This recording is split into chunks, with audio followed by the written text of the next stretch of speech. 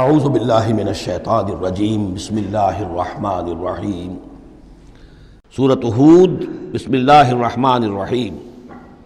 یہ اب جوڑا ہے، اس جوڑے کا دوسرا فرد سورہ ہود۔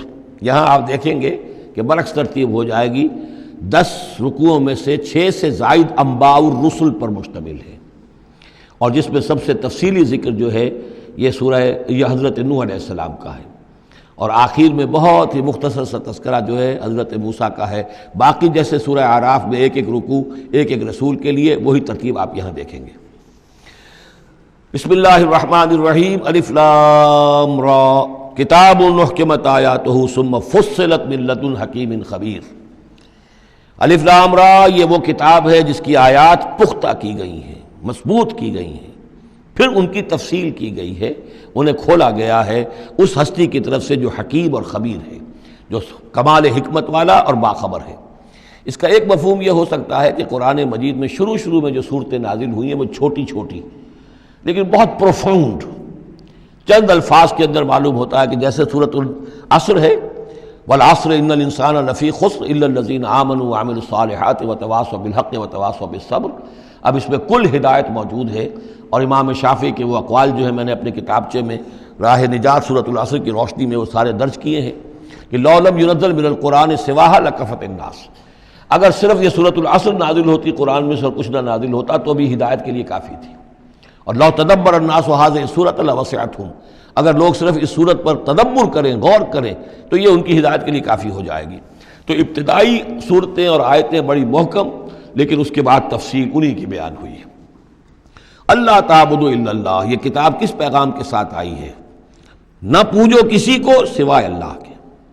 اننی لکم منہ نذیر و بشیر، یقیناً میں ہوں تمہارے لیے اس کی جانب سے خبردار کرنے والا اور بشارت دینے والا۔ یہ دو الفاظ بار بار آ رہے ہیں، بشیر اور نذیر، نذیر اور بشیر۔ وما نرسل المرسلین الا مبشرین ومنذرین، رسلا مبشرین ومنذرین لئلا یکون للناس علی اللہ حجۃ بعد الرسل وکان اللہ عزیزا حکیما۔ وان استغفروا ربکم، اور یہ کہ اپنے رب سے استغفار کرو، معافی چاہو۔ ثم توبوا الیہ، اور پھر اس کی جناب میں رجوع کرو، اس کی طرف بڑھو۔ یمتعکم متاعا حسنا، وہ تمہیں ساز و سامان دے گا دنیا کی زندگی میں بھی اچھا فائدہ، الی اجل مسمی، ایک وقت معین تک کے لیے، دنیا میں بھی تمہارے لیے حسنہ ہوگا۔ ویؤت کل ذی فضل فضلہ، اور ہر صاحب فضل کو اس کے حصے کا فضل عطا کرے گا۔ یہاں جو ہے ذی فضل سے مراد ہے مستحق فضل، جو بھی فضل کا مستحق ہے اسے اللہ تعالیٰ اس کا فضل عطا کرے گا۔ وَإِن تَوَلَّوْا، اور اگر تم پھر جاؤ گے، فَإِنِّي أَخَافُ عَلَيْكُمْ عَذَابَ يَوْمٍ كَبِيرٍ، تو پھر مجھے اندیشہ ہے کہ تم پر بہت بڑے دن کا ایک عذاب آئے گا۔ إِلَى اللَّهِ مَرْجِعُكُمْ، تمہاری طرف اللہ ہی کی طرف تمہیں لوٹ جانا ہے، وَهُوَ عَلَىٰ كُلِّ شَيْءٍ قَدِيرٌ، اور وہ ہر چیز پر قادر ہے۔ أَلَا إِنَّهُمْ يَثْنُونَ صُدُورَهُمْ لِيَسْتَخْفُوا مِنْهُ، آگاہ ہو جاؤ یہ لوگ اپنے سینوں کو دوہرا کرتے ہیں تاکہ اس سے چھپ سکیں۔ یہ مشکلات القرآن میں سے، اس کے بارے میں بہت سے اقوال ہیں۔ ایک رائے جو ہے کہ جو بخاری میں حضرت ابن عباس کا جو قول آیا ہے وہ یہ ہے کہ کچھ اہل ایمان کے اوپر حیا کا اتنا غلبہ تھا، جیسے حضرت عثمان رضی اللہ تعالیٰ عنہ، کہ وہ کبھی غسل بھی کرنا ہوتا تھا، اس وقت بھی عریاں ہونا انہیں پسند نہیں تھا، تو وہ اس طریقے سے جھک جاتے تھے کہ گویا کہ سطر پھر بھی جو ہے وہ چھپا رہے، اور اگر کہیں قضاء حاجت ہے یا کوئی اور، اس وقت بھی وہ پورا سطر کا اہتمام کرتے تھے۔ تو یہ فرمایا جا رہا ہے کہ تم کتنا ہی کر لو، ظاہر بات ہے کہ اللہ تعالیٰ کی نگاہوں کے تو تم سامنے ہو، لہذا یہ ہے کہ اس میں ایک حد تک جو بھی اللہ تعالیٰ نے سطر کا، حجاب کے جو بھی احکام دیے ان کی پیروی کرو، لیکن کسی بھی معاملے میں غلو کی ضرورت نہیں ہے۔ الا انہم یثنون، باقی اور طرح سے بھی اس آیت کی جو ہے وہ تشریح کی گئی ہے۔ الا انہم یثنون صدورہم لیستخفوا منہ، آگاہ ہو جاؤ وہ اپنے سینوں کو دوہرا کرتے ہیں کہ اس سے چھپ سکیں اللہ سے۔ الا حین یستغشون ثیابہم، حین یستغشون ثیابہم، آگاہ ہو جاؤ کہ جب وہ اپنے اوپر اپنے کپڑے بھی اوڑھے ہوئے ہوتے ہیں، یہ تو یہ کہ اس وقت تو جو ہے وہ اپنے سینوں کو دوہرا کر رہے ہیں، جب کپڑے لپیٹے ہوتے ہیں، یعلم ما یسرون وما یعلنون، اس وقت بھی اللہ جانتا ہے جو کچھ وہ چھپا رہے ہوتے ہیں اور جو کچھ وہ ظاہر کر رہے ہوتے ہیں۔ انہ علیم بذات الصدور، وہ تو جو کچھ سینوں کے اندر ہے اس کو بھی جانتا ہے۔ وما من دابۃ فی الارض الا علی اللہ رزقها، اور نہیں ہے کوئی بھی چلنے والی چیز، کوئی حیوان، کوئی چوپایا، کوئی چرند، کوئی پرند، زمین پر جتنے بھی حیوانات ہیں اللہ نے بنائے ہیں، لیکن یہ کہ ان کا رزق اللہ کے ذمے ہے۔ یعنی اللہ تعالیٰ نے جو نظام بنایا اس دنیا کا، اس میں ہر شے کے لیے اس کا رزق فراہم کیا ہے. جو جاندار بنایا اس کے لیے جو غذا ہے، جو ضروری چیزیں وہ پہلے سے فراہم کر دی ہیں. بچے کی پیدائش بعد میں ہوتی ہے اور ماں کی چھاتیوں میں دودھ پہلے پیدا ہو جاتا ہے. تو اللہ تعالیٰ کی طرف سے یہ نظام جو ہے ایسا ہے. یہ دوسری بات ہے کہ لوگوں نے تقسیم دولت کا نظام غلط کر دیا تو کچھ لوگ بھوکے رہ گئے، کچھ ننگے ہو گئے، کچھ نے دولت سمیٹ کر جو ہے اپنے کھتے بھر لیے، انبار لگا لیے. یہ انسانوں کا معاملہ ہے، یہ انہوں نے غلط کام کیا ہے. ورنہ اللہ تعالیٰ نے تو تمام جو بھی جتنی بھی مخلوقات ہیں ان کے لیے کافی اور وافی رزق جو ہے وہ پیدا کیا ہے. وما من دابۃ فی الارض الا علی اللہ رزقها ویعلم مستقرها ومستودعها، اور وہ جانتا ہے اس کے مستقل قیام کی جگہ کو بھی اور جہاں وہ عارضی طور پر سونپا جاتا ہے. یہ مستقر اور مستودع پر گفتگو ہو چکی ہے تفصیل کے ساتھ. 3 اقوال اس کے بارے میں بیان کر چکا ہوں سورہ انعام کے ضمن میں. کل فی کتاب مبین، اور یہ سب کچھ ایک کھلی روشن کتاب کے اندر موجود ہے، وہی کتاب جو علم الہی کی کتاب ہے. وَهُوَ الَّذِي خَلَقَ السَّمَاوَاتِ وَالْأَرْضَ فِي سِتَّةِ أَيَّامٍ، اور وہی ہے کہ جس نے پیدا کیا آسمانوں اور زمین کو 6 دنوں میں. وَكَانَ عَرْشُهُ عَلَى الْمَاءِ، اور اس کا تخت تھا پانی پر. لِيَبْلُوَكُمْ أَيُّكُمْ أَحْسَنُ عَمَلًا، تاکہ تمہیں آزمائے کہ کون ہے تم میں سے اچھے عمل کرنے والا. یعنی یہ تخلیق جو ہے اور انسانی زندگی کا جو یہ حصہ جو اس دنیا میں گزرتا ہے، اس کا جو اصل مقصد ہے وہ ہے امتحان. قلزم ہستی سے تو ابھرا ہے مانند حباب، اس زیاں خانے میں تیرا امتحان ہے زندگی. باقی یہ کہ کان عرشہ علی الماء، اس کا تخت پانی پر تھا. اس کے معنی کیا ہیں؟ میرے نزدیک اب بھی یہ آیات متشابہات میں سے ہے، لیکن ایک انداز ایسا ہے کہ جس سے محسوس ہوتا ہے کہ شاید وہ اس کی طرف اشارہ کیا جا رہا ہو کہ یہ دنیا جب بنی ہے، یہ زمین جب ٹھنڈی ہونے لگی ہے تو ٹھنڈی ہو کر اس کے بخارات نکلے ہیں، اور وہ اس کے گرد جو فضا بنی ہے، ایٹماسفیئر، اس کے اندر یہ گیسز گئی ہیں. ان گیسز کے اندر جو ہے ہائیڈروجن اور آکسیجن کے ذریعے سے پھر پانی پیدا ہوا ہے، اور طویل عرصے تک بارشیں ہوتی رہیں. طویل عرصے تک، لاکھوں سال یہ کہتے ہیں کہ بارش ہوئی ہے. اور چونکہ جب زمین سکڑی ہے تو کہیں سے وہ اونچی ہو گئی، کہیں سے نیچی ہو گئی. سکڑتی ہے کوئی شے تو اس کے اندر نشیب و فراز پیدا ہو جاتے ہیں.